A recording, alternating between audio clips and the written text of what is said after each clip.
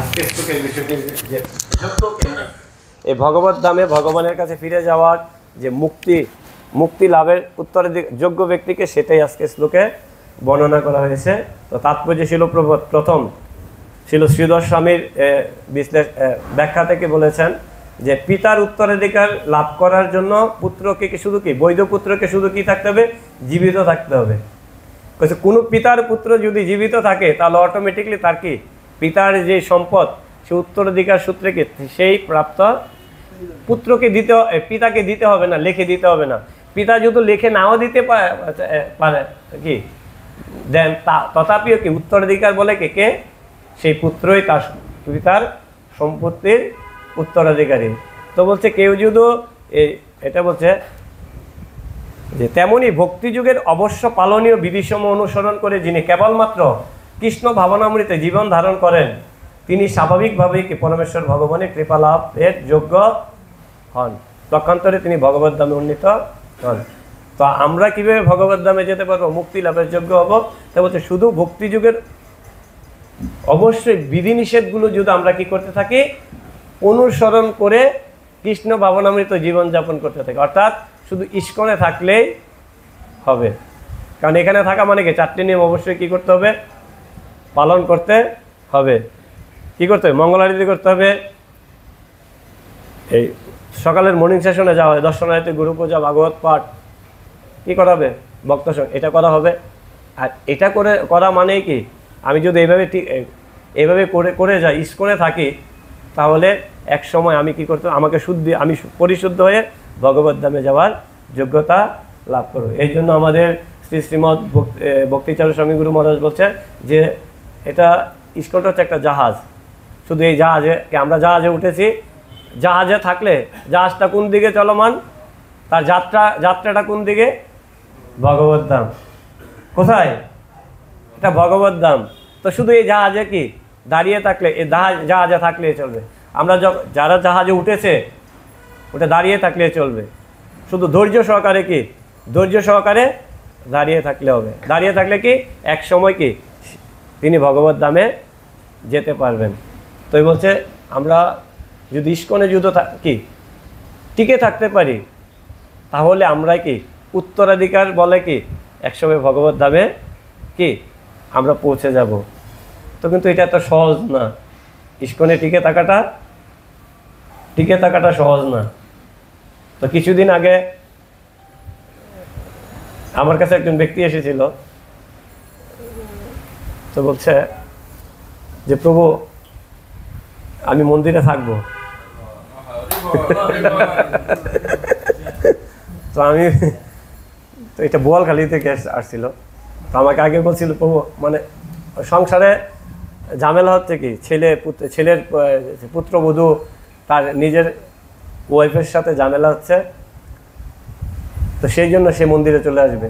তো আমি বলছি প্রভু এটা তো এইভাবে তো মন্দিরে থাকা যায় না। কারণ মন্দিরে আমরা বাইরের থেকে দেখতে বুঝি মন্দিরে কোনো কি সহজ, কিন্তু এটা অনেক কঠিন। এখানে অনেক প্র্যাকটিস করতে হয়। কি করতে হয়? এখানে অনেক কি বিধিনিষেধ আছে, আপনাকে এগুলো প্রথমে জানতে হবে, তারপর আপনি মন্দিরে থাকতে পারবেন। তো তারপর হঠাৎ করে কিছুদিন আগে আমার কাছে চলে আসছে, বলছে আমি যে আপনার কি বাবু ভাই আমি মন্দিরে থাকবো। আমি প্রভু এইভাবে তো অথরিটি কী করবে না, অ্যালাউ করবে না, এটা নিয়ম না। কারণ আমাদের অ্যাটলিস্ট এই মন্দিরে থাকতে হলে আমাদের কি করতে হয়, আমাদের বয়েজ আছে, সেন্টার আছে, এখানে আগে প্র্যাকটিস করতে হবে। প্র্যাকটিস করলেও এটাই যথার্থ নয়, এটাই শেষ নয়। আপনাকে 1 বছর পিডিসি কোর্স করতে হবে। আপনি যদি 1 বছর পিডিসি কোর্সে টিকতে পারেন তার মানে আপনি মন্দিরে থাকতে পারবেন। তো বলছেন আপু আমি পারবো। তার মনোবলটা কেন? কারণ সে তার স্ত্রী পুত্রবধূর সাথে ঝগড়া করে এসেছে। এখন সে যদি নিজে থেকে যায় তাহলে তার কি করে যাবে, তার যে একটা কি কর্তৃত্ববোধ, সেই কর্তৃত্ববোধটা নষ্ট হয়ে যাবে, সে ছোট হয়ে যাবে। সেই জন্য সে বলছেন আপু আমি যত কষ্ট পারবো। তো আমি কই না আপু এখানে থাকতে আমি আপনাকে বড় জোর 2-3 দিন রাখতে পারি। আপনি মন্দিরে আসছেন, ঠিক আছে 2-3 দিন থাকেন।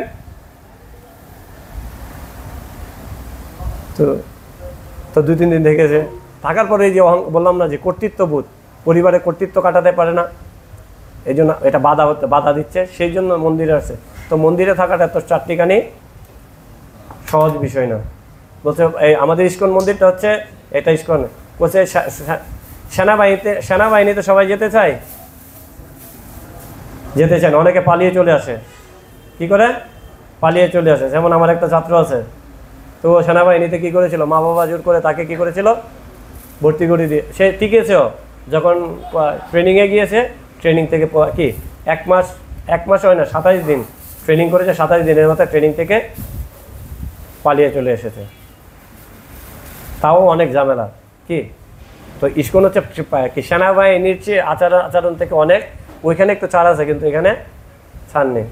তো বলছে না এত কঠিন হলো, কেউ যদি এটা সহ্য করতে পারে, কি করতে পারে, সহ্য করতে পারে, তাহলে সে এমনি কি ভগবান, সে এক সময় না এক সময় পরিশোধিত হবে এবং ভগবত ধামে ফিরে যাবার যোগ্যতা অর্জন করবে। তাই আমাদের ভক্তিচরণ স্বামী গুরু মহারাজ বলছে ইস্কন ছেড়ে কখনো যেও না। কে? কারণ ইস্কনে থাকা মানে কি, তুমি ইস্কনে থাকতে পারলে, ইস্কনকে ধরে রাখতে পারলে, ভগবত ধাম তোমার জন্য কি যাওয়া সহজ। কেননা কারণ আমরা যতক্ষণ না পর্যন্ত আমরা পবিত্র হব, পবিত্র না হচ্ছে ততক্ষণ পর্যন্ত ভগবত ধামে। কিন্তু এই পরিশোধিত হওয়ার জন্য শিল প্রভুপাদ এমন একটা সোসাইটি গড়েছেন শাস্ত্রের, যেটার মাধ্যমে আমরা কি যে বিধিনিষেধগুলো আমাদের দিয়েছেন সেটার মাধ্যমে একমাত্র আমরা পরিশোধিত হতে পারি, অন্য কোনো পন্থায় নয়। তো এটা সিস্টেমেটিকলি আমরা যদি এখানে টিকে থাকতে পারি, আমরা অটোমেটিকলি কী করতে পারবো, পরিশোধিত হতে পারবো।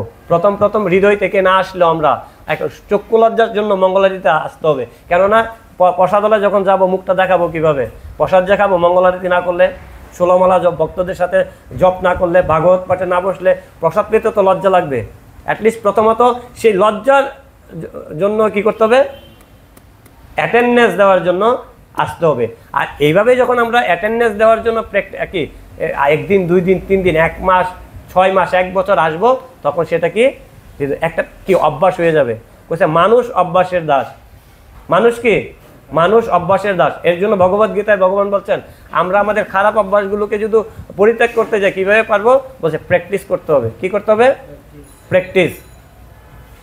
তো এই এইভাবে অভ্যাস করতে করতে আমরা কি করব না, তখন হৃদয় থেকে আসবে। হৃদয় থেকে এমনি আসবে না, হৃদয় থেকে তখনই আসবে অ্যাটলিস্ট প্রথমে চক্ষু লজ্জা, অথরিটি নির্দেশ দিয়েছে, অথরিটি নির্দেশ কি মর্নিং প্রোগ্রামে উপস্থিত থাকতে হবে। এইভাবে করতে করতে আমাদের হৃদয় থেকে তখন আসবে। আর হৃদয় থেকে যখন আসবে তখনই আমরা ভগবানের কৃপা বলছে ভগবানের কৃপা লাভের যোগ্য হব, তখনই আমরা ভগবত ধামে যেতে পারবো। ঠিক আছে? তো প্রথমত কর্তব্য বোধে করতে হবে। ভগবান বলছেন না ভগবদ গীতায় 12 অধ্যায়ের 8 থেকে 11 নম্বর শ্লোকে অর্জুনকে বলছে তোমার চিত্ত এবং কি মন এবং বুদ্ধি আমাকে অর্পণ করো। অর্জুন বলছে ভগবান তো জানে জীবের পক্ষে, অর্জুন তো না, জীবের পক্ষে সম্ভব না। তারপর ভগবান কিন্তু পর্যায়গুলো বর্ণনা করছে। বলছে ঠিক আছে, তুমি যদি তোমার বুদ্ধি মনকে আমাকে অর্পণ না করতে পারো তাহলে অভ্যাস করো। কি করো? বলছে তুমি যদি অভ্যাস করতে না পারো তাহলে কি করো, আমার জন্য কর্ম করো। তুমি যদি তাও না পারো তাহলে কর্মের ফল কি করো, ত্যাগ করো। বলছে সেটা যদি না পারো তাহলে জ্ঞান অনুশীলন করো। কি করো? জ্ঞান। ভাগবত পাঠ শুনো। কি করো? ভাগবত পাঠ শুনো, অধ্যয়ন করো, শ্রবণ করো। তখন ধীরে ধীরে কি করবে, তখন তুমি উপযোগী হবে। তারপরে তুমি তোমার চিত্ত বুদ্ধিটাকে কি করতে পারবে, অর্পণ করতে পারবে। তো আমরা যদি ভগবানের কৃপা লাভ করতে চাই তাহলে আমাদের যে সোসাইটিতে আসি, ইস্কনে এসেছি, তো সোসাইটি আমাদের কর্তৃপক্ষ যেই বিধিনিষেধ আমাদের যা বলে সেটা যদি করি, ন্যূনতম সেই নির্দেশটা যদি পালন করি, তাহলে আমরা ধীরে ধীরে কী হব, পবিত্র হতে থাকবো। তো আমাদের প্রথমত কি অথরিটির নির্দেশ পালন করতে হবে, নির্দেশ মতো আমাদের কাজ করতে হবে। তো তাহলে আমরা ভগবানের কৃপা লাভ করতে পারবো, নচেত নয়। তারপর দ্বিতীয় অংশ বলছে, এই শ্লোকের অর্থ ছিল তত্ত্বে অনুকম্পা সুসমীক্ষ মানব। তো বলছে সুসমীক্ষ মানব শব্দটির দ্বারা নির্দেশ করা হয়েছে যে পূর্বকৃত পাপকর্মের যন্ত্রণাময় ফল ভোগ করা সত্ত্বেও ভক্ত পরমেশ্বর ভগবানের কৃপার জন্য সাগ্রহে অপেক্ষা করেন। তো এখন দেখতে জগতে 3 ধরনের মানুষ আছে। কত ধরনের? এক ধরনের মানুষ আছে যারা কর্মের ফুল, সকাম, যারা সকাম কর্ম করে, নিজের ইন্দ্রিয় তৃপ্তির জন্য কর্ম করেছে, তার জন্য ফল ভোগ করছে, এটাকে বলা হয় সকাম কর্ম। অর্থাৎ নিজের পাপ কর্ম করছে, কখনো পুণ্য কর্ম করছে, তার ফল সে ভোগ করছে। আরেক ধরনের মানুষ আছে, সেও কর্মফল ভোগ করছে, যারা ভক্ত, নবীন ভক্ত। যারা নবীন কৃষ্ণ ভাবনামৃতে জয়েন দিয়েছে, তো তারাও কিন্তু কর্মের ফল ভোগ করছে। তো তাদেরকে পরিশুদ্ধ হওয়ার জন্য কি ভগবান যে পূর্বের যে কর্মফল সেটা কি করা হয়, সেটা তাদেরকে ভোগ করিয়ে নেন। আরেক ধরনের ভক্ত আছে যারা ভগবানের নিত্য শুদ্ধ ভক্ত, তাদের পূর্ব কর্মের ফল থাকার প্রশ্নই আসে না, পূর্বের কোনো কর্মফল নেই। পূর্বের কর্মফল থাকলে তারা কখনো ভগবানের শুদ্ধ ভক্ত, নিত্য পার্শ্বদ হতে পারবেন না। তো দেখা যাচ্ছে তাদের ক্ষেত্রে দেখা যাচ্ছে তারাও কর্মের ফল কি খারাপ, কি দুঃখ ভোগ করতে হয়। কেন না বলছেন ভগবান তাদের কেন কর্মফল ভোগ করতে হয়? তো বলছে, উদাহরণ দিয়েছেন, আচ্ছা বলছে যে পঞ্চপাণ্ডব, তারা তো ভগবানের শুদ্ধ ভক্ত ছিলেন, নিত্য পার্শ্বদ ছিলেন, তাদের কতই না দুঃখ কষ্ট ভোগ করতে হয়েছে। তাহলে কেন? এই যে আজকে দ্বিতীয় সুসীমিত মানব, এটার দ্বারা যে শিল প্রপাত ব্যাখ্যা করেছে, বলছে ভগবানের ভক্তরা তো কর্মের ফল ভোগ করতে হয়, এটা কীরকম? তো বলছে না, এটা হচ্ছে ভগবান তার শুদ্ধ ভক্তদের মাধ্যমে কি দুঃখ ভোগ করিয়ে শিক্ষা দেন যে ভগবানকে পেতে গেলে দুঃখকে স্বীকার করে নিতেই হবে। কি করতে হবে? নচেত ভগবানকে লাভ করা সম্ভব নয়। দেখুন পঞ্চপাণ্ডব না, আমরা ভগবানের যত পার্শ্বদ দেখি তারা কত দুঃখ কষ্টের মধ্যে গিয়েছে। পঞ্চপাণ্ডবের কথাই বলে এটা তারা কি না কষ্ট পেয়েছে, তারপর ভগবানকে ছেড়ে দিয়েছে। কিন্তু তাদের মনোভাবটা কি? এটাই তাদের বলছি, এই ধরনের মনোভাব যত আমাদের তৈরি হতে হবে, তখনই আমরা ভগবানের কাছে ফিরে যেতে পারবো। বলছে তারা এত দুঃখ কষ্ট পেয়েছে, বলছে না এটা আমার প্রাপ্য কর্মফল, ভগবানের কৃপায় ভগবানকে অল্পতে কি করেছে, সারিয়ে দিয়েছে। এটাকে তারা স্বীকার করতে প্রস্তুত। কি এটা বলে যেটা এটা তারা প্রস্তুত থাকেন, এটাকে ভগবানের আশীর্বাদ বলে, কৃপা বলে তারা কি করেন, মনে করেন। তো এই 3 ধরনের ব্যক্তি আছে, যারা হচ্ছে সকাম কর্মের ফল ভোগ করছে, আরেকজন সেটা কনিষ্ঠ ভক্ত যারা ভক্তি যাজন করেছে, তো তাদেরকে পূর্বজন্মের কর্মফল ভোগ করিয়ে তাদেরকে সংশোধন করিয়ে তাদেরকে ভগবত ধামে নেওয়ার উপযোগী করে তোলেন। আরেক ধরনের ভক্ত আছে যারা শুদ্ধ ভক্ত, নিত্য পার্শ্বদ, তাদেরকেও কর্মফল ভোগ করতে হয়। শ্রী শ্রী রাধা মাধব জগন্নাথ বলদেব সুভদ্রা মহারানী কি। তো তাদেরকে কেন কর্মফল ভোগ করতে হয়? আমার জগৎবাসীকে শিক্ষার জন্য, যে না তাদের এই মেন্টালিটিটা যতক্ষণ পর্যন্ত না আসবে ততক্ষণ পর্যন্ত আমরা ভগবানের কাছে ফিরে যেতে পারবো না। তারপরে দেখুন শুধু পঞ্চপাণ্ডব না, আমরা দেখি ভগবানের বাল্যবন্ধু কে ছিল? সুদামা। ভগবানের বাল্যবন্ধু, বলেন তার কি দুঃখ থাকতে পারে? বলছে আমরা দেখি যদি কোনো যারা রাষ্ট্র ক্ষমতায় থাকে প্রধান, তার যখন কোনো বন্ধু থাকে, তার কোনো দুঃখ থাকে? সে বড় বড় পোস্ট পেয়ে যায়, পাই না? অনেক নজির আছে আমরা দেখি, সেটা উল্লেখ নাইবা করলাম। কিন্তু আমরা দেখি যে সুদামা একই সাথে 2 বন্ধু গুরুকুলে কি করেছে, শান্তিপনি মুনির উজ্জয়িনীতে গুরুকুলে কি করেছেন, শিক্ষা লাভ করেছেন। কিন্তু তার সেই বন্ধু, বাল্য বন্ধু কৃষ্ণ যাকে বন্ধু বলে স্বীকার করেন, তার তো কোনো দুঃখ থাকার কথা নয়। কিন্তু ভগবান এখানে বলেছেন, শিল প্রভুপাদ বলেছেন যে ভগবান তার ঐকান্তিক ভক্ত যে পূর্ণ শরণাগত ভক্ত, তার কর্মফল ভোগ করতে হয় না। তাহলে সুদামা কি শরণাগত ভক্ত ছিলেন না? তাহলে সুদামাকে কেন এই কর্মফল ভোগ করতে হয়েছে? কত কষ্ট, তার সন্তানকে দুবেলা খেতে দিতে পারেননি, তার স্ত্রীকে একটা শাড়ি দিতে পারেননি, কত ছিঁড়া শাড়ি, মানে এত ছিঁড়া একটাই শাড়ি, আবার গায়ে রেখেও কি করা যায় না, সেলানো যায় না, কিন্তু সেটাও করতে হয়েছে। তিনি নিজে, সুদামা নিজে তার স্ত্রীর শাড়িটা কি করেছেন, শিলি করে দিয়েছেন, কিন্তু একটা কাপড় দেওয়ার ক্ষমতা নেই। কিন্তু তার স্ত্রী বলেছে আপনার বন্ধু তো কি দ্বারকা রাজা, দ্বারকাধীশ, আপনি দ্বারকাধীশের কাছে যান, শরণাপন্ন হন, আপনার এই কথা, আপনার এই অবস্থার কথা বর্ণনা করুন।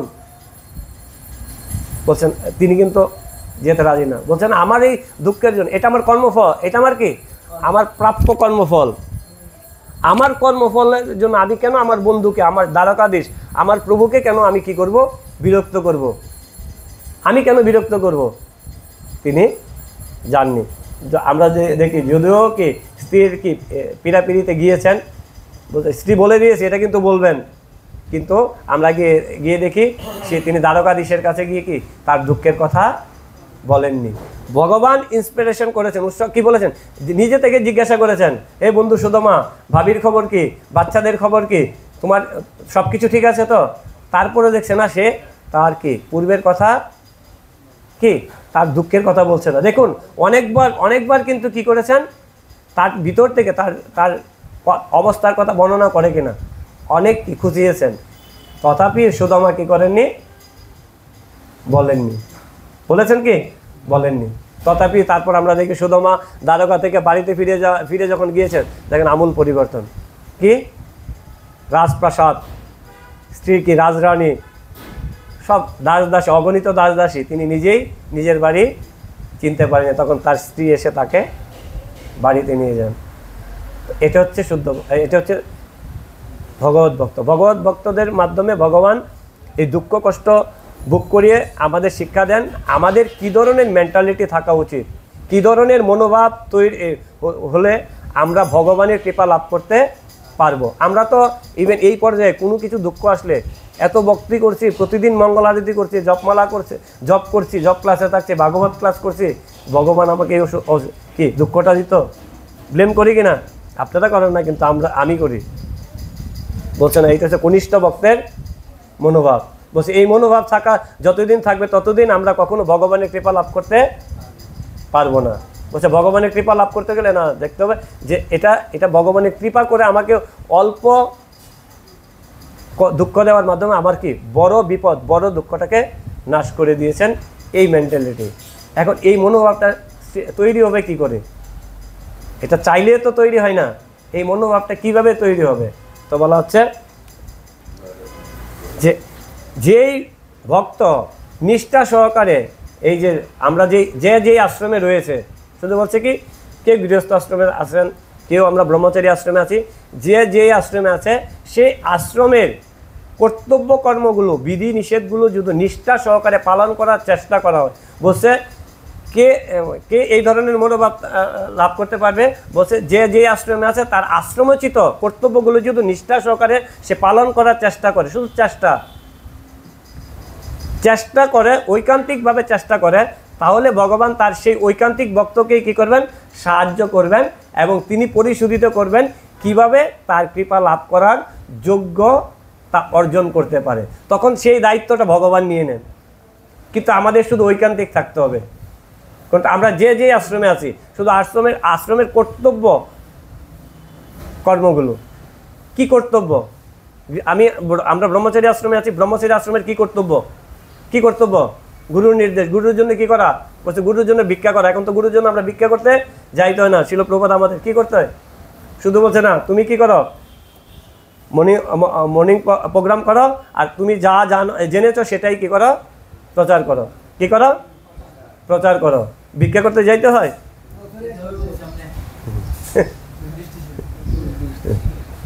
এটা তো 1 মাস 12 মাস না, এটা কি 1 মাস মাত্র, ঠিক আছে না?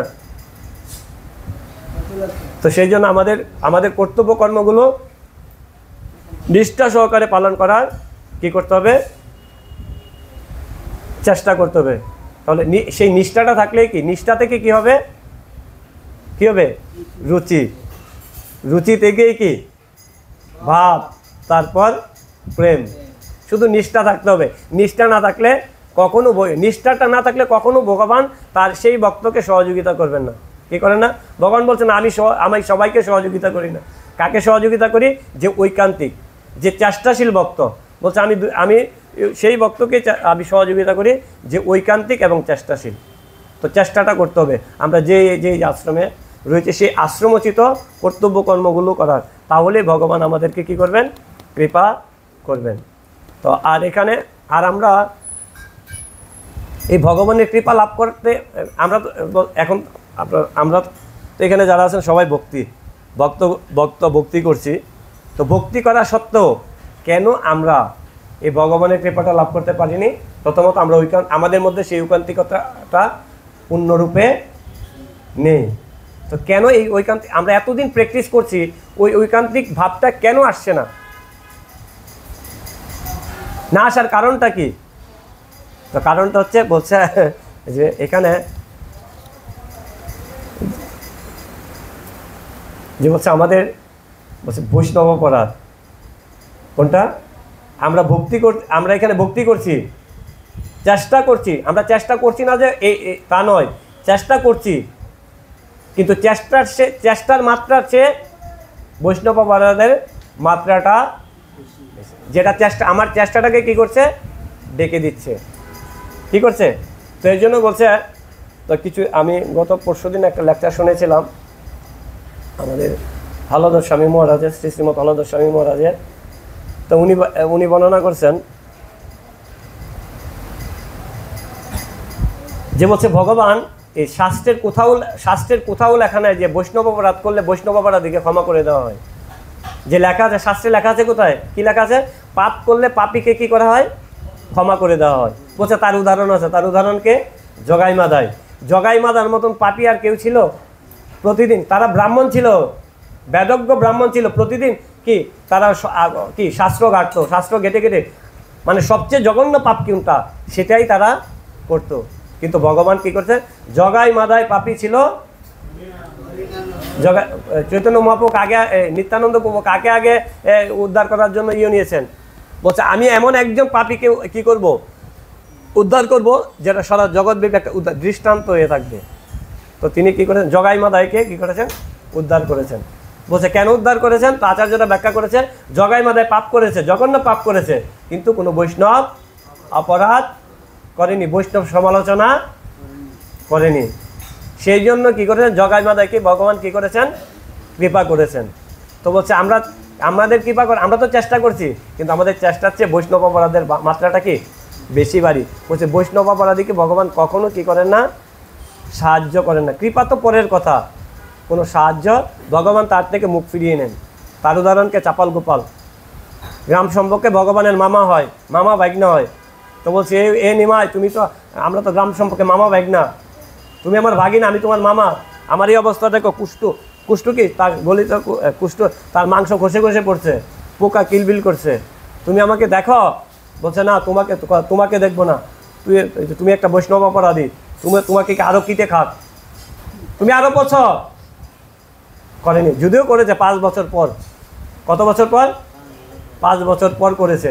তো বৈষ্ণব অপরাধীকে ভগবান কখনো সাহায্য, ভগবান তার কাছ থেকে মুখ ফিরিয়ে নেন। তো শাস্ত্রে বলা হয়েছে কেউ যদি বৈষ্ণব অপরাধ করলে তার কি ফল। আমরা এখন এই 2-1টা কি দেখব, তার নমুনা দেখব। তো স্কন্দ পুরাণে বলা হয়েছে যে কেউ ভক্তকে, আমরা যদি কোনো ভক্তকে দেখে যদি আমরা সম্মান না করা মানে কি জানেন? কোনো ভক্তকে দেখলাম, সম্মান করলাম না, বলছে এটা হত্যা করা, তাকে হত্যা করা কি? সেই বৈষ্ণবটাকে হত্যা করার ফল কি? হত্যা করার সমান। আমরা কতজনকে সম্মান, আমি আপনারা নয়, দেখুন আমরা কত বৈষ্ণবকে দেখে সম্মান করি না, যার সাথে আমার একটু পড়ে না, ঠিক আছে, তাকে দেখে সম্মান করি না। বলছে না, তাকে সম্মান না করা মানে তাকে হত্যা করার সমান।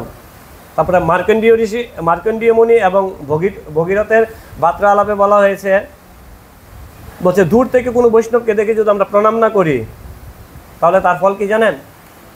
ভগবান আমার 12 বছরের জপ স্বীকার করবেন না। কত বছর?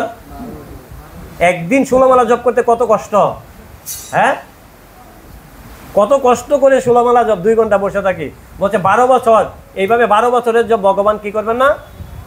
স্বীকার করবেন না। আমরা যদি দূর থেকে কোনো বৈষ্ণবকে দেখেছি কিন্তু প্রণাম করি না, তাহলে 12 বছরের জপ ভগবান কি করবেন না? স্বীকার করবেন না। তারপরে স্কন্দ পুরাণে দ্বারকা মাহাত্ম্যে বর্ণনা করা হয়েছে, কেউ যদি ভক্তকে দেখে সম্মান না করে তাহলে ভগবান বলছেন আমি তার কি আমি সেই ভক্তের 100 বছরের 100 জন্মের পূজা স্বীকার করি না। কত জন্মের? 100 জন্মের পূজা স্বীকার করি না। দেখুন কেন বাবা। তারপর ব্রহ্মবৈবর্ত পুরাণে বলা হয়েছে কেউ যদি ভুল করে,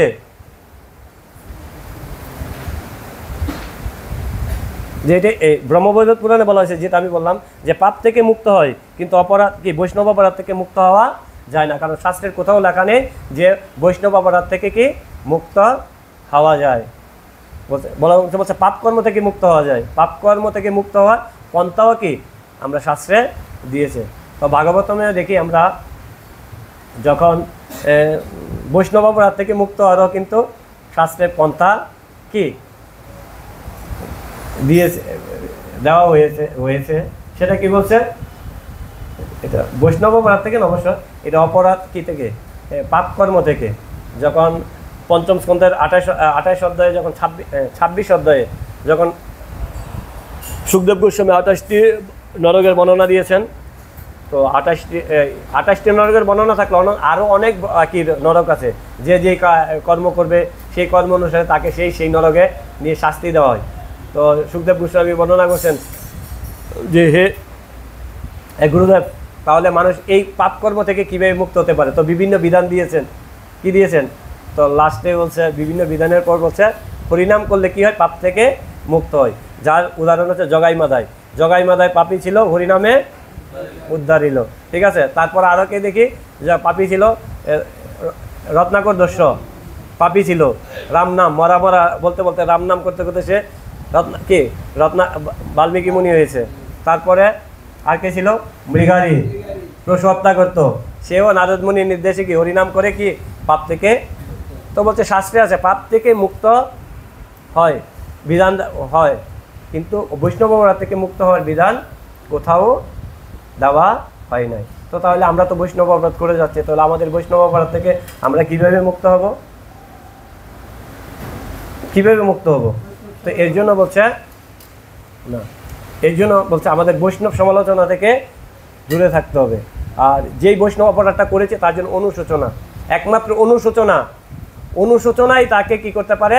সেই বৈষ্ণব অপরাধ থেকে মুক্ত করতে পারে। বলছে যার মধ্যে অনুশোচনা বোধ নেই, সে তার বৈষ্ণব অপরাধ সে করতে করতে সে এক ধরনের কি, তার যখন ওই যে শিশুপালের মতন 100টা ফিল আপ হয়ে যাবে, তখন সে ভক্তি থেকেও কি হয়ে যাবে? শিশুপালকে তো গর্দনা কেটে দিয়ে ভগবান মুক্তি দিয়ে দিয়েছে, তাই না? ভগবানের সাথে লীন হয়ে গিয়েছে। কিন্তু আমাদের অবস্থা হবে কি, আমরা ভক্তি থেকে ফল ডাউন হয়ে যাব। বলছে তাহলে এটা আটকাতে হলে কী করতে হবে? বলছে অনুশোচনা বোধ। শুধু অনুশোচনায় থাকলে হবে? বলছে না, অনুশোচনা থাকতে হবে, এমনভাবে কাজ করবে যে না সামনে থেকে আমি সেই বৈষ্ণব অপরাধটা যেন আমার দ্বারা না হয়, সেই প্রতিজ্ঞাটাও নিতে হবে। অনুশোচনা প্লাস কি প্রতিজ্ঞা, যে আমি যেন পরবর্তীতে পরবর্তীতে আমার দ্বারা যেন সেই কাজটা যেন না হয়। আবার কিছু ম্যানেজারিয়াল কিছু বিষয় আছে, ওইদিকে কিছু দোষ দেখলেও এটা বৈষ্ণব অপরাধ হয়ে যায়। ওই বিষয়গুলো আমরা পরে, এটা ওইগুলো তো আলাদা কথা। ঠিক আছে, আপনার যেটা আপনার প্রাপ্য ম্যানেজার, আপনার সোসাইটির স্বার্থে যেটা বলার দরকার সেটা আপনাকে বলতে হবে। ঠিক আছে, ওইটা হচ্ছে আলাদা বিষয়। তো আমাদেরকে কি অনুশোচনা থাকতে হবে, যে আমার ধারা অনুশোচনা আর প্রতিজ্ঞা করতে হবে যে আমি আর কি এটা করব না। তো এই জন্য বলছে একটা ভক্তের যে সেই ভক্ত বলছে কোন ভক্ত উন্নতি লাভ করতে পারে, তার ভক্তিতে প্রগ্রেস সে লাভ করতে পারে। বলছে যেই ভক্ত খুব কি বুদ্ধিমান। বলছে কোন ভক্ত বুদ্ধিমান? না, যেই ভক্ত 24 ঘন্টার সে কার্যাবলী, দৈনিক কার্যাবলী সে কি করেছে, কোনটা ভালো হয়েছে, কোনটা খারাপ হয়েছে, কোনটাতে উন্নতি করতে হবে, কোনটা বাদ দিতে হবে, সেটা সে যেই ভক্ত প্রতিদিন এই কাজটা করে, বলছে তার পক্ষেই প্রগ্রেস লাভ করা সম্ভব। সবাই প্রগ্রেস লাভ করতে পারবে না। কি করতে হবে? বলছে প্রতিদিনের আমি কি করেছি, আজকে আমার দ্বারা কয়টা আমার দ্বারা কে আমার বৈষ্ণব অপরাধ দুঃখ কষ্ট পেয়েছে, বা আমার দ্বারা কোন কাজটা খারাপ, কি কাজটা ভুল হয়েছে, কোনটা ভালো হয়েছে, যেটা আমাকে আরও ভালো করে করতে হবে, এটা সংশোধন করতে হবে। সেই জিনিসগুলো কি করতে হবে? খুঁটিয়ে আমাদের দেখতে হবে, তাহলেই আমরা কি করতে পারবো, প্রগ্রেস লাভ করতে পারবো, ইস্কনে টিকে থাকতে পারবো। আর বলছে এইভাবে যেই ভক্ত কি করবে না, হিসাব না করে চলবে, কি করে হিসাব না করে, সব কিছুতে হিসাব করতে হবে। এটাও কিন্তু একটা বিজনেস। বলছে একজন ব্যবসায়ীকে হিসাব করতে হবে, নাহলে তার ব্যবসা 2 দিন পরে লাটে উঠবে। বলছে আমরাও যে ভক্তিতে আসছে, আমরাও কিন্তু কৃষ্ণকে লাভ করার বিজনেসে কি করি, বিজনেস শুরু করেছি। বলছে আমাদের সেই জন্য আমাদের বিজনেসের জন্য প্রতিদিন ব্যবসায়ীকে প্রতিদিন কি করে আয় ব্যয় দেখে, কত আয় হয়েছে কত ব্যয় হয়েছে, আয় ব্যয় দেখে কিনা। একজন ভক্তকেও ডেইলি তার কি হয়েছে, ভুল কি হয়েছে, ভালো কি হয়েছে, তাকে কি কি কোন কোন ক্ষেত্রে সংশোধন করতে হবে, সেটা যদি সে না দেখে, ইস্কনে টিকে থাকা সো টাফ।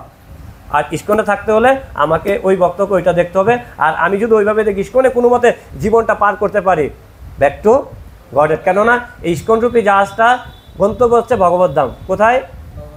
ভগবত ধাম।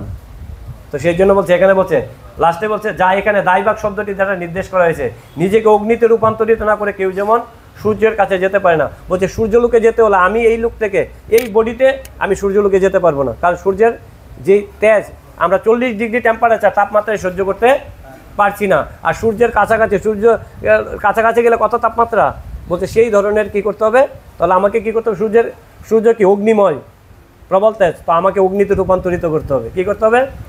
অগ্নিতে রূপান্তরিত করতে হবে। তো এর দ্বারা কি বুঝিয়েছে, তো এইটাই বলছে, তেমনই এক কঠোর শুদ্ধিকরণের পন্থা স্বীকার না করে কেউই পরম পবিত্র ভগবান শ্রীকৃষ্ণের কাছে পৌঁছতে পারেন না। সেটি যদিও কষ্টকর, তো এই কষ্টকর যে আমরা যেখানে আছি টিকে থাকবো, কি একজন ভক্ত ডেইলি তাকে কি হিসাব করতে হবে, আর কি করতে হবে, এই বিধিনিষেধগুলো প্রতিদিন মর্নিং প্রোগ্রাম করতে হবে, শাস্ত্রে কি করতে হবে, গুরুদেব যা বলছে গুরুদেবকে প্রচারে সহযোগিতা করতে হবে।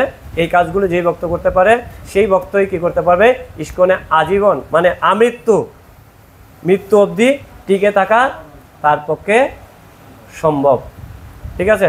তো তারপর হলধর স্বামী মহারাজ লাস্টে এটা আরেকটা বলেছে, এটা আবার আরেকটা লেকচার, এটা গুরু সেবার প্রসঙ্গে।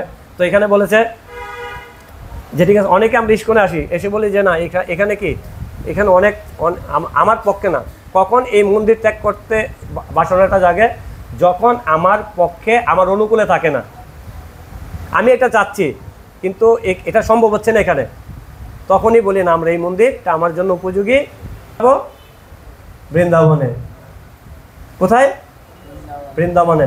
তো বলা হচ্ছে যে আপনি কোথায় থেকে আপনার গুরুদেবের, আপনি কোথায় থেকে আপনার মিশনটা, ভগবানকে লাভ করার মিশনটা শুরু করেছেন, আপনার কোথায় থেকে ভক্তিটা শুরু হয়েছে, কোথায় কোথায় কোথায় আপনি কোন করেছেন, এই নন্দনকানন রূপী জমিতে তো বীজটা বপন করেছেন, ভক্তিরূপী বীজটা। আর এই বীজটা যে বপন করেছেন, আপনাকে অনেকজনে সাহায্য করেছে না, করেছে কি না, অনেকের সহযোগিতা আছে না। গুরুদেব এখান থেকে তো, এদের মাধ্যমে তো, এই কর্তৃপক্ষের মাধ্যমে তো আমাকে সহযোগিতা করেছে কি না। তাহলে গুরুদেবের কৃপাটা এখানে থাকলে কি আমি পাবো। তো আমি যদি বলি না ওখানে চলে যাবো, বলছে ভগবানের কৃপাটা নির্ভর করছে গুরুদেবের কৃপার উপর। কার কৃপার উপর? কারণ কৃষ্ণকে কে দিতে পারে, আমি ভগবানের কৃপা লাভ করব, কৃষ্ণ হচ্ছে গুরুদেবের সম্পত্তি। তো আমি যদি গুরুদেবের কৃপা লাভ না করতে পারি, যে বৃন্দাবনে গেলেই বা মায়াপুরে গেলে আমি ভগবানকে লাভ করতে পারবো, কখনো না। কারণ তুমি যতই বৃন্দাবনে যাও, ওই বৃন্দাবনে ভগবান কৃষ্ণচন্দ্র কি করেছিলেন, বিচরণ করেছিলেন, লীলাবিলাস করেছিলেন, বৃন্দাবনে গেলে আপনি ভগবানকে লাভ করতে পারবেন। বলছে ভগবান তো গুরুদেবের সম্পত্তি, গুরুদেব আপনার প্রতি যতক্ষণ পর্যন্ত স্যাটিসফাই, সন্তুষ্ট না হচ্ছে, ভগবানকে বৃন্দাবনে গেলেও ভগবানকে আপনি কি করতে পারবেন না, উপলব্ধি করতে পারবেন না। বলছে যেখানে আপনার ভক্তি শুরু হয়েছে সেখান থেকেই আপনি কি করুন, গুরুদেবের নির্দেশগুলো পালন করুন, তাহলে গুরুদেবের কৃপা পাবেন। গুরুদেবের কৃপা মানে কি, কারণ গুরুদেবের সম্পদ হচ্ছে কৃষ্ণ, তখন কৃষ্ণকে গুরুদেব কি করবেন, কৃষ্ণকে প্রদান করবেন, তারপরেই কৃষ্ণের কৃপা লাভ করা সম্ভব। আর কৃষ্ণের কৃপা লাভ না হলে কখনো ভগবত ধামে যাওয়ার যোগ্যতা অর্জন করতে পারবো না। সেটাই আজকে শ্লোকের বিষয় ছিল, যে কে ভগবত ধামে যাওয়ার যোগ্যতা, কার যোগ্যতা রয়েছে। হরে কৃষ্ণ। অমল পুরাণ শ্রীমদ ভাগবতম কি, জগৎ গুরু শিল প্রভুপাদ কে, সমবেত গৌর ভক্তবৃন্দ কে।